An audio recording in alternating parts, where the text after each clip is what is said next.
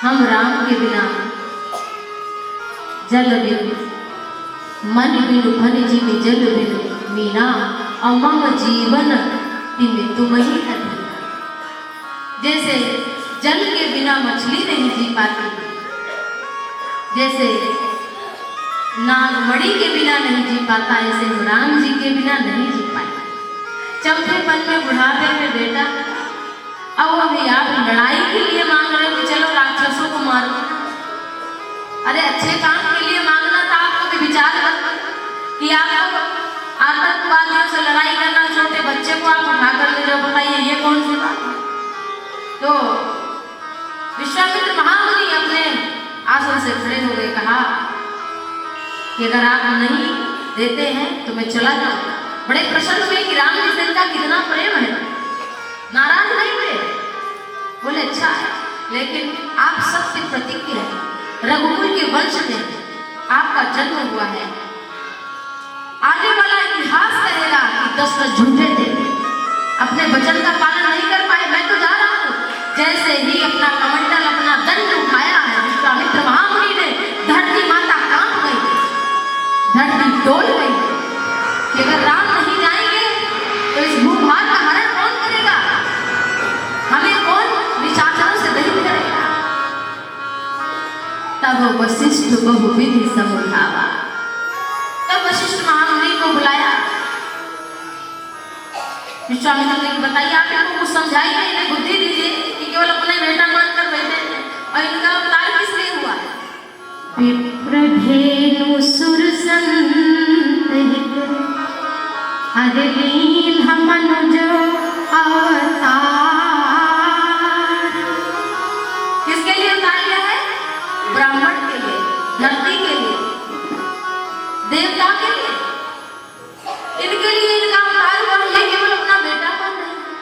तब वशिष्ठ बहुविधि समझा, ये केवल आपके बेटे नहीं है, ये जगत के मालिक हैं, बेटे बन के आ गए हैं और इनका सबका कल्याण इनको करना। अब बहुविधि कुछ लोग संत जन कहते हैं विनोद में कि राम लक्ष्मण भरत शत्रुघ्न की शादी नहीं हो पा रही, तो बहुविधि माने बहु कैसे आएगी, वो विधि समझाएगी। क्योंकि दशरथ जी इतना प्रेम करते हैं राम लक्ष्मण भरत शत्रुघ्न से कि कहीं उन्हें जाने नहीं देते। अब जब कोई आपके लड़के को देखेगा नहीं, समझेगा नहीं, तो शादी कैसे होगी। तो बड़े परेशान हुए महाराज, कहा संत आए हैं तो इनको आप अगर दो दोगे तो ये 4 गुना वापस करके आएंगे, और संत 2 ही तो दिया और 4 गुनों सहित आए। तो अगर आप दान देते हैं तो निश्चित ही वह 4 गुना होकर वापस नहीं मिलता। काम दीजिए। तो और भी क्या समझाया। वशिष्ठ जी कहते हैं कि हमें हमारे पिता ब्रह्मा जी ने कहा कि जाओ रघुकुल के पुरोहित बनो। पुरोहित उपरोहित कर्म अति मंदा, अवेद पुराण स्मृत कर निंदा, और जब न ले उमर तब विधि मोही, कहा लाभ आगे सुत तो ही। क्या कि जब उपरोहित कर्म से किसी के घर का अन्न खाना भी दोष बताया गया, कोई नहीं माल को हम खा ले तो उसका पाप हमारे भीतर हमारे कर्म के साथ जुड़ जाएगा। क्यों? हमने आपका दिया हुआ अन्न, आपका दिया हुआ वस्त्र धारण किया, तो आपके पापों को भी ग्रहण करना पड़ेगा। संत जन कहते हैं कि दान के बड़े बड़े दान और भजन करो नहीं तो फाड़ डाले आंख। दान का पैसा हजम नहीं होता जल्दी, बड़े बड़े लोग बड़ी बड़ी बीमारियां लेके आ जाता है। और जो दान नहीं देता उसके भी जीवन में भी, दोनों के लिए, जो लेता है दान उसको भजन करना पड़ेगा, और जो देता है उसके जीवन में न्यायपूर्वक धन अर्जित करके अपने जीवन का 10 100 रुपया कमाया है तो 10 दान करो, नहीं तो फिर तैयार हो, आपको डॉक्टर के यहाँ देना ही देना है, आपको मुकदमे में देना ही देना है, कहीं गाड़ी खराब हो जाएगी, कहीं सामान खराब हो जाएगा, वो आपका 10 निकल ही जाएगा। लेकिन अगर आप प्रेम पूर्वक उसको दान कर दोगे तो वह सत्कर्म में लिखा जाएगा। लेकिन वही अगर डॉक्टर के यहाँ दे आए, मुकदमे में वकील को दे आए, तो वो दान में नहीं लिखा जाएगा। इसलिए दान की महिमा बहुत है। 2 को दिया तो 4 वापस हो जाए। कहा पुरोहित कर्म बड़ा निंदित कि दूसरे का घर का भोजन खाओ। वशिष्ठ जी कह रहे हम नहीं करना चाहते थे, लेकिन हमारे पितामह ने कहा कि उस कुल में राम प्रकट होंगे, परम ब्रह्म परमात्मा। तो तब मैंने विचार किया, अगर भगवान का भजन, हम किसी कुछ भी हैं ना, उपरोहित हैं, तो भी अगर भगवान का भजन हमारे साथ जुड़ा है तो वह पाप है, अगर धर्म के साथ। इस तरह से बहुत प्रकार से समझाया। और फिर महाराज दशरथ निप संदेह नाश कहाँ पावा। और फिर माताओं के पास कहा, दशरथ जी ने कि जाओ माताओं को प्रणाम करा। माताओं के पास जैसे गए, जबकि माता को ज्यादा प्रेम होता है लाडले से, तो बेटे से, लेकिन माता ने एक बार नहीं कहा कि ना जाओ। क्यों? कि कौशिक जी आए, वो आपने भी सुना था ना कि भगवान शंकर ब्राह्मण ज्योतिषी बनकर आए थे, तो उन्होंने कह दिया था कौशिक मिश्र कहो प्रसन्न सब। कहा था कि कौशिक जी यानी विश्वामित्र जी आएंगे और तुम्हारे बेटे को ले जाएंगे, तो बहुएं आएंगी। अरे तो सब पसंद है कि ले जाए बाबा, बहू आए हमारे घर में, ऐसा पूछी भी नहीं कि कहाँ जा रहे हैं। तो सौंपे भूप ऋषि सुत बहुविधि दे असीस। बहुत प्रकार से आशीर्वाद दिया और जननी भवन गए प्रभु चले नाई पद शीश, केवल इतनी देर रुके। जबकि माँ के पास ज्यादा है, बेटा थोड़ा खा लो, थोड़ा लेते जाओ साथ में कुछ प्रसाद, बेटा थोड़ा रथ की व्यवस्था हो जाए, पैदल बाबा की तो आदत है जंगल में फल फूल खाने की, और तुम तो राजकुमार कुछ व्यवस्था करते, लेकिन कुछ नहीं कहा। जब इन्हें पिता का पद, कौन सा पद दे दिया, तुम मुनि पिता आन नहीं को, अपना पद भी दशरथ जी ने दे दिया कि आज से आप इनके पिता हैं। और प्रभु श्री राम जी आगे बढ़े, ताड़का नाम की राक्षसी आई और एक ही बाण से प्रभु ने उसका उद्धार किया, क्रोध कर दिया। जब भगवान को देखकर भी क्रोध आए तो वह व्यक्ति दीन ही है, इसलिए एक ही बाण प्राण हरि लीना और दीन जानते ही निज पद दीना।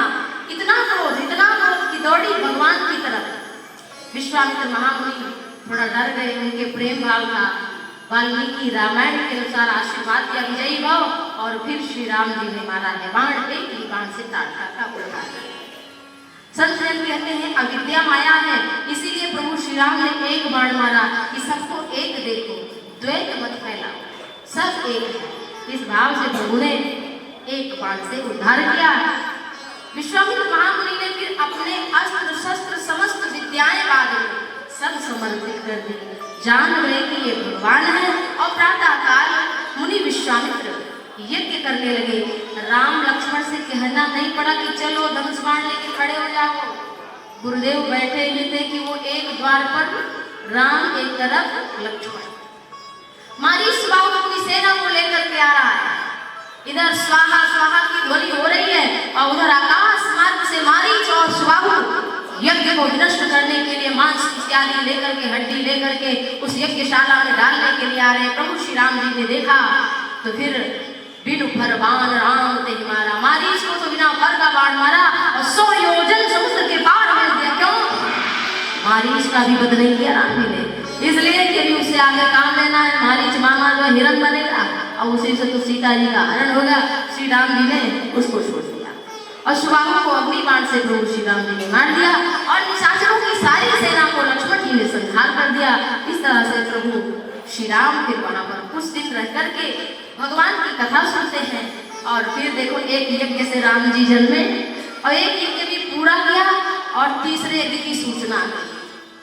धनुष यज्ञ सुनी रघुकुल नाथा, हर्षि चले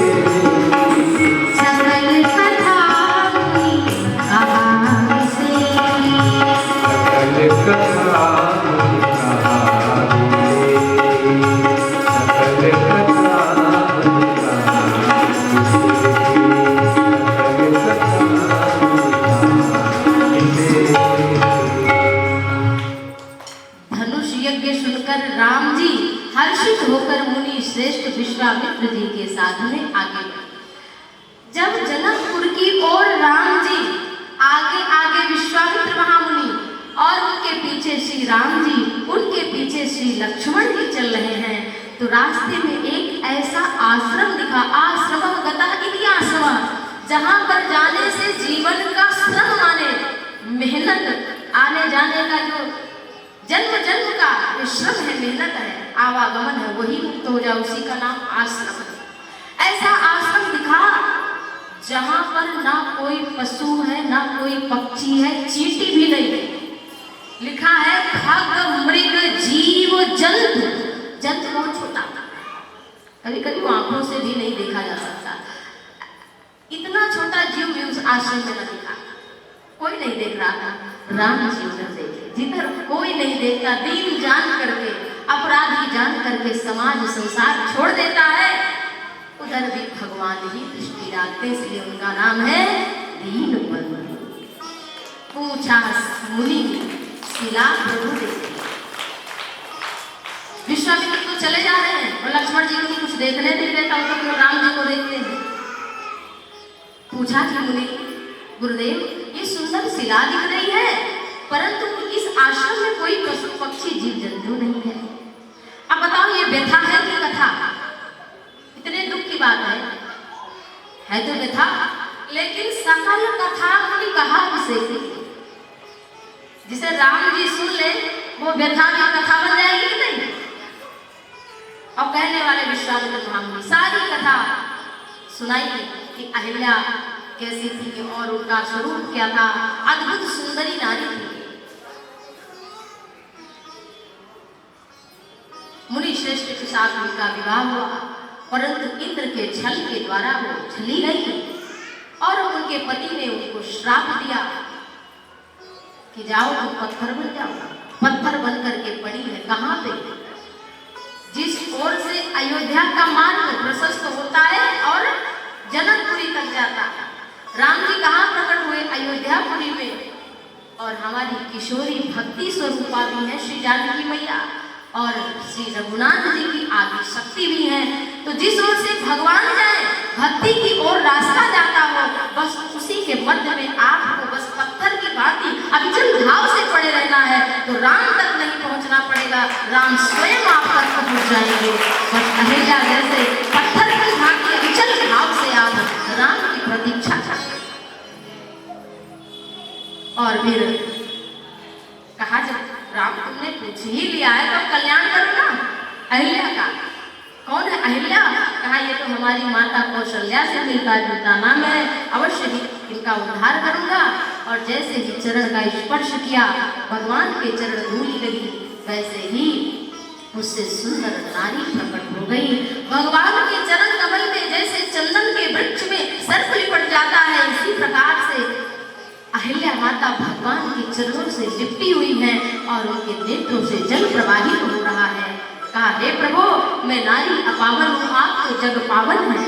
हे प्रभु, जिन चरणों से निकली हुई गंगा प्रवाहित होते हुए कितने रूपों में बटती हुई, तब महादेव ने उन्हें अपने सिर पर धारण किया। आज वही चरण हमारे मस्तक, हमारे सिर पर पड़ा है, तो वही कहीं संकट से बड़भागी अपने को, इसलिए अतिशय बड़भागी चरणन लागा जुगल नयन जग धार। जीवन में कितना भी पाप हो जाए, घबराना मत, बस भगवान के चरणों में लिपट जाओ।